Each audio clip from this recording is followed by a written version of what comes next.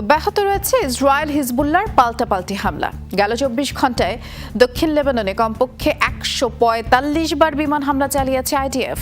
রাজধানী বৈরুতের দাহি এলাকাতেও সপ্তাহব্যাপী অভিযানে হামলা হয়েছে অন্তত ৫০ বার। এদিকে ইসরায়েলি ভূখণ্ড লক্ষ্য করে মিসাইল রকেট হামলা চালিয়ে যাচ্ছে হিজবুল্লাহ। হাইফা ও কারমেল অঞ্চলে আইডিএফের সামরিক ঘাঁটি ধ্বংসেরও দাবি করেছে গোষ্ঠীটি।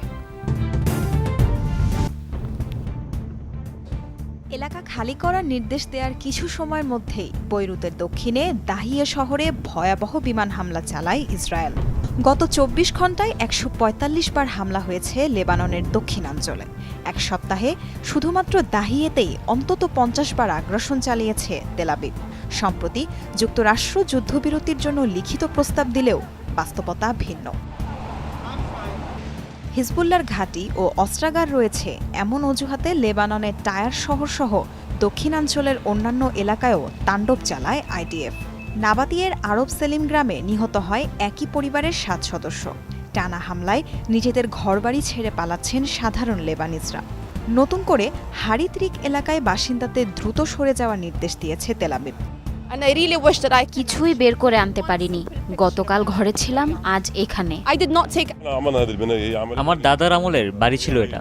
এখানে যারা থাকে সবাই সাধারণ মানুষ। আমরা ৪ পুরুষ ধরে এখানে বসবাস করি। কখনো কোনো সামরিক কর্মকাণ্ড এই এলাকায় হয়নি। এখন ধ্বংসস্তূপের সামনে দাঁড়িয়ে আছি। এগুলো ইসরায়েলি আগ্রাসন আর নির্মমতার প্রমাণ। নিরস্ত্র মানুষের উপর সর্বোচ্চ নিষ্ঠুরতা দেখাচ্ছে তারা।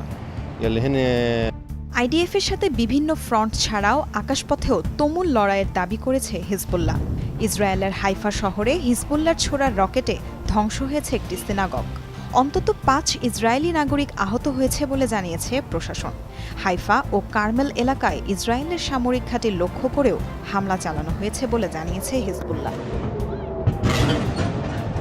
এদিকে লেবাননের দক্ষিণের শামা এলাকায় হিজবুল্লাহর হামলায় পিছু হটতে বাধ্য হয় স্থল অভিযানে থাকা ইসরায়েলি সেনারা। সেখানে গাইডেড মিসাইল ব্যবহার করে ধ্বংস করা হয়েছে আইডিএফের সামরিক ট্যাঙ্ক। ৩০ সেপ্টেম্বর থেকে হিজবুল্লাহর সাথে যুদ্ধে মৃত্যু হয়েছে অন্তত ৪৭ ইসরায়েলি সেনার। আর ইসরায়েলি আগ্রাসনে প্রাণ গেছে ৩,০০০-এর বেশি লেবানিজের। তাজরিয়ান সোবহান, যমুনা নিউজ।